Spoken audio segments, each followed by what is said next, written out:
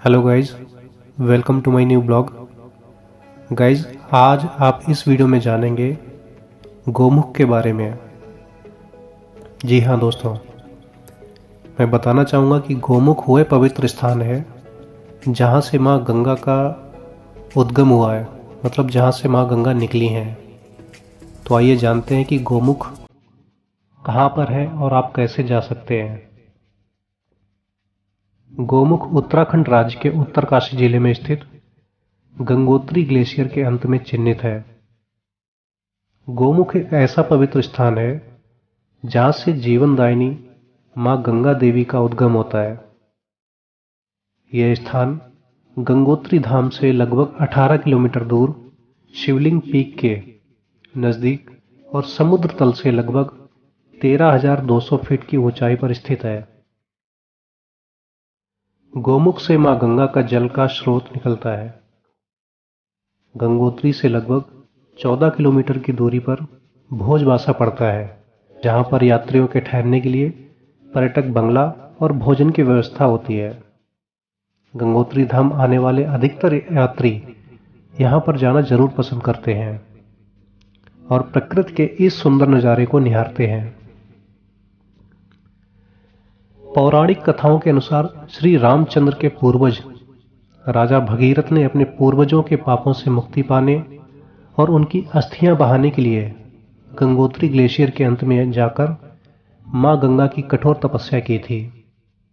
राजा भगीरथ की तपस्या से प्रसन्न होकर मां गंगा दायनी ने जीवन की इस धारा को पृथ्वी पर पहली बार स्पर्श किया था और गंगोत्री धाम के स्थान पर भगवान शंकर ने मां गंगा के इस प्रभाव को कम करने के लिए उन्हें अपनी घुंघराली जटाओं में लपेट लिया था, ताकि पृथ्वी पर मनुष्य जीवन जीवित रह सके। पौराणिक कथा के आधार पर मां गंगा को भगीरथ नदी भी कहा जाता है। आइए जानते हैं गाइज कि गंगोत्री से गोमुख की यात्रा कैसे करें। गंगोत्री धाम तक का सफर बस या कार में करने के बाद यात्रियों को गंगोत्री से गोमुख तक 18 किलोमीटर की कठिन यात्रा पैदल ही तय करनी होती है। वहां पर सुविधा कम होने की वजह से एक दिन में केवल 150 यात्रियों को ही अनुमति दी जाती है। यात्रियों को गोमुख जाने के लिए गंगोत्री के टूरिज्म डिपार्टमेंट ऑफिस में परमिशन लेनी पड़ती है, जो कि सुबह 5 बजे से शाम 7 बजे तक खुला रहता है। आप चाहें तो चार धाम यात्रा की वेबसाइट पर जाकर भी ऑनलाइन बुकिंग कर सकते हैं। वो आपके लिए ज़्यादा आसान रहेगा, क्योंकि आपको यहाँ पर लाइन में नहीं लगना पड़ेगा। आप जानते हैं गाइज कि गोमुख कैसे पहुँचें। गंगोत्री से आधे घंटे की पैदल यात्रा करने के बाद आपको कनखू देखने को मिलेगा, जो गंगोत्री से 2 किलोमीटर की दूरी पर स्थित है। आपको वहां पर एक फॉरेस्ट डिपार्टमेंट के ऑफिस में 150 रुपये की फीस देकर अपना रजिस्ट्रेशन नंबर दिखाना होगा। कनखू से लगभग 7 किलोमीटर की यात्रा करने के बाद आपको चीड़वासा देखने को मिलेगा। इस दौरान आपको यहाँ पर बहुत सारी प्राकृतिक चीजें देखने को मिलेंगी, जैसे कि चीड़ के पेड़, झरने वगैरह। चीड़वासा से लगभग 3 किलोमीटर आगे आपको एक काफी खतरनाक पहाड़ देखने को मिलेगा, जिसका नाम है गीला पहाड़। इस पहाड़ के आसपास हमेशा खतरा रहता है, क्योंकि ये लैंडस्लाइड एरिया है, तो आपको यहाँ पर बिल्कुल भी नहीं रुकना है। चीड़वासा से जैसे ही आप 5 किलोमीटर आगे जाएंगे तो आपको भोजवासा देखने को मिलेगा।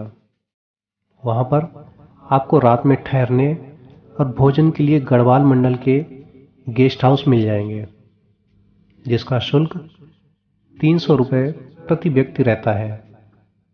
और कुछ आश्रम भी मिल जाएंगे, जैसे राम बाबा आश्रम और लाल बाबा आश्रम।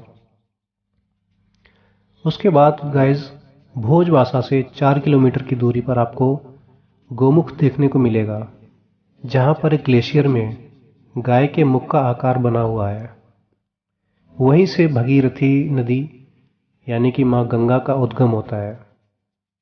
भोज भाषा से गोमुख तक की यात्रा काफ़ी ज़्यादा कठिन है, क्योंकि काफ़ी जगह पर पानी के स्रोत और छोटी छोटी नदियां हैं जिनके ऊपर लकड़ी के टेम्परेरी पुल बने हुए हैं। यात्रियों को इन्हीं पुल के ऊपर से ही होकर जाना होता है। गाइस, आज मैं आपको बताने वाला हूं कि कम खर्च में आप गोमुख की यात्रा कैसे कर सकते हैं,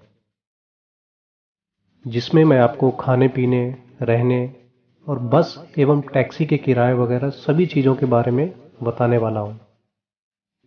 इस ब्लॉग में मैं आपको हरिद्वार से गोमुख धाम की यात्रा कम खर्च में पूरा करने के बारे में बताऊंगा।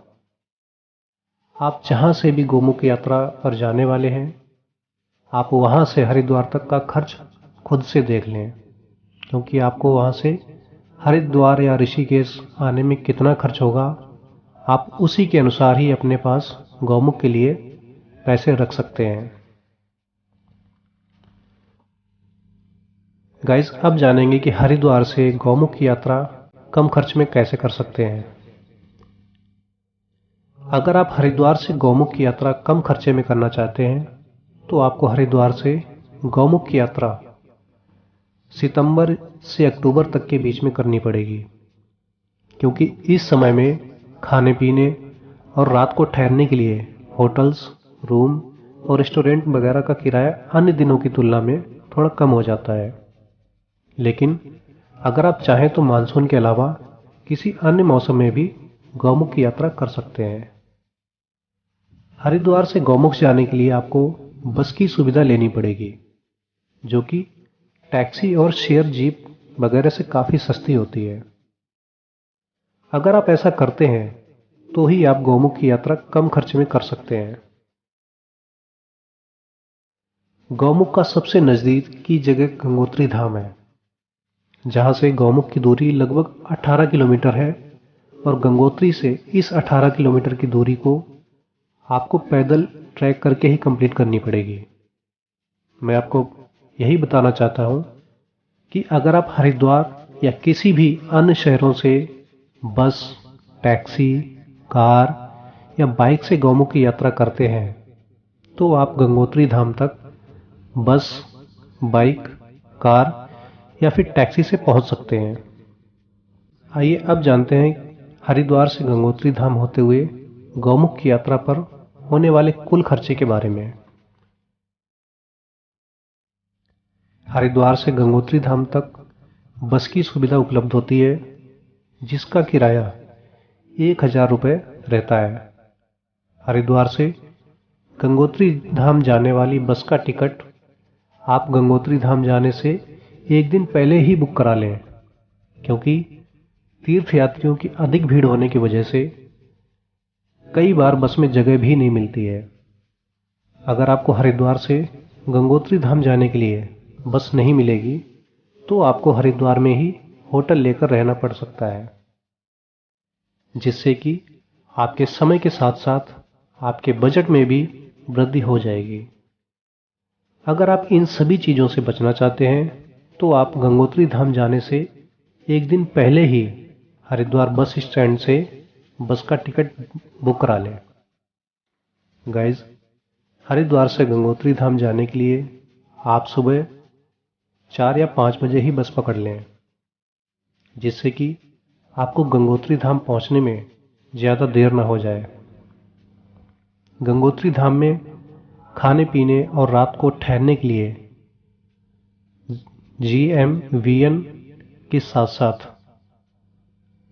गाइज मैं यहाँ पर बताना चाहूँगा, GMVN का मतलब है गढ़वाल मंडल विकास निगम।